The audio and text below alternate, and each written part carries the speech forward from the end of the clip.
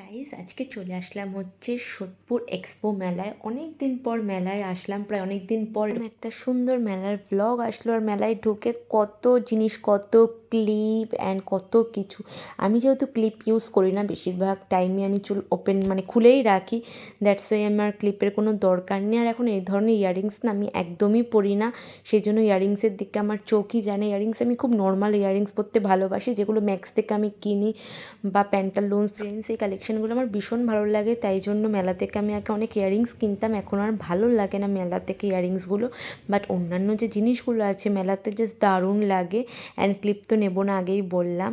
So তোমাদের কিছু collection দেখাই। তোমরা যারা সোদপুরে থাকো তোমরা আসতেই পারো, মেলাটা কিন্তু এখনও রয়েছে। সোদপুর পানিহাটি মেলাটা যেখানে হয় সেখানেই হচ্ছে এক্সপো মেলা।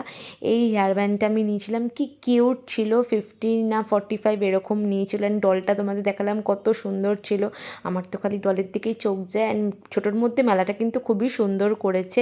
অ্যান্ড বৃষ্টির মধ্যেও মেলাটা যাতে কাদায় না ডুবে থাকে, খুব সুন্দর সিস্টেম করেছে, তোমরা গেলেই বুঝতে পারবে। আমি সেদিনকে শুধু আমি একটা হেয়ার ব্যান্ডই কিনেছিলাম, আর বিশেষ কিছু কিনিনি, সেরকম কিছু অত আমার ভালো লাগেনি, আর কিছু চড়িনি, জাস্ট দেখছিলাম।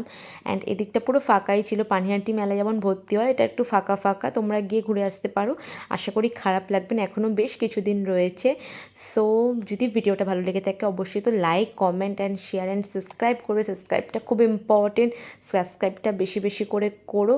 অ্যান্ড মেলার ভিডিওটা আমার কেমন লেগেছে অবশ্যই জানাতে ভুলবে না, অ্যান্ড আমাকে কেমন লাগছে সেটা জানাতে ভুলবে না। অ্যান্ড তোমরা কী ধরনের রিলেটেড কন্টেন্ট দেখতে চাও সেটাও যদি মনে হয় আমাকে জানাতে পারো।